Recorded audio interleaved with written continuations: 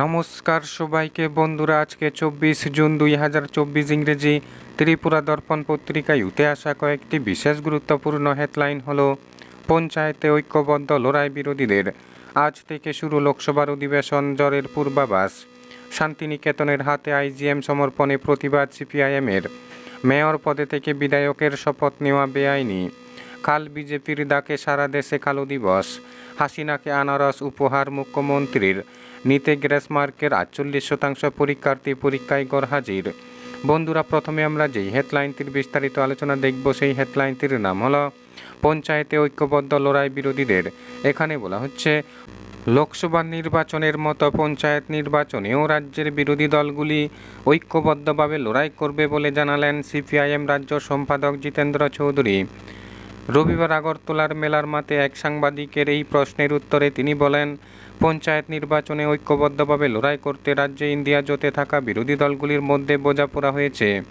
রাজ্যে 606টি পঞ্চায়েত, 38টি পঞ্চায়েত সমিতি ও 8টি জেলা পরিষদের আসন সমঝোতা রাজ্য স্তরে করা সম্ভব নয়। জেলা ও ব্লক স্তরে বসে সমঝোতা করা হবে। ঐক্যমতের ভিত্তিতে আসন ভাগাভাগি করা হবে, যাতে বিজেপির বিরুদ্ধে কোনো জায়গা ফাঁকা না থাকে।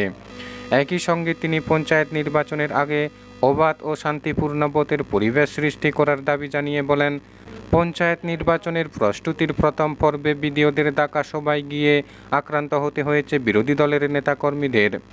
একটি ঘটনায়ও কাউকে গ্রেপ্তার করা হয়নি।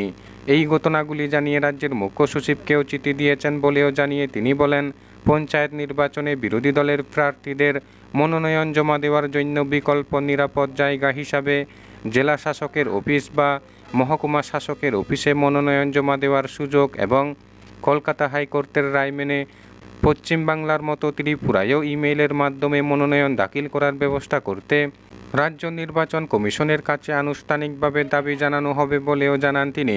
পঞ্চায়েত নির্বাচনের জন্য চূড়ান্ত ভোটার তালিকা আগামীকাল প্রকাশ করা হবে। মোট 35 জন নির্বাচন নিবন্ধন আধিকারিক তথা বিডিওগণ স্ব ব্লক এলাকার নির্বাচনী ক্ষেত্রগুলির চূড়ান্ত ভোটার তালিকা প্রকাশ করবেন। তারা গত 6 জুন খসড়া ভোটার তালিকা প্রকাশ করেছিলেন। খসড়া ভোটার তালিকায় মোট ভোটার সংখ্যা 12,95,086 জন।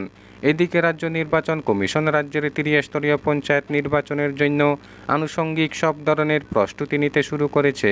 এই নির্বাচনে 6,900-রও বেশি আসনে ভোট গ্রহণ করা হবে।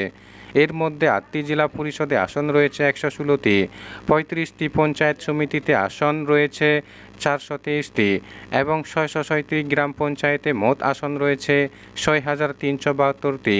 উল্লেখ্য, ত্রিস্তরীয় পঞ্চায়েত নির্বাচনের জন্য রাজ্য নির্বাচন কমিশন ইতিপূর্বে ভোট কেন্দ্রের চূড়ান্ত তালিকা প্রকাশ করেছে। চূড়ান্ত ভোটার তালিকায় মোট ভোট কেন্দ্রের সংখ্যা হল 2,650টি। উত্তর জেলায় 4টি ব্লকে মোট ভোট কেন্দ্র রয়েছে 347টি। ঊনকোটি জেলায় 3টি ব্লকে মোট ভোট কেন্দ্র 234টি। দোলাই জেলায় 3টি ব্লকে 168টি। কোয়াই জেলার 3টি ব্লকে 242টি। পশ্চিম জেলায় 5টি ব্লকে 451টি। সিপাহীজলা জেলায় 6টি ব্লকে 537টি। গোমতী জেলায় 4টি ব্লকে 279টি ও দক্ষিণ জেলায় 6টি ব্লকে মোট ভোট কেন্দ্রের সংখ্যা 392টি। বন্ধুরা, খবর আপাতত এই পর্যন্ত। বাকি থাকা হেডলাইনগুলির বিস্তারিত আলোচনা পরবর্তী ভিডিওতে তুলে ধরা হবে। ধন্যবাদ সবাইকে ভিডিওটি দেখার জন্য।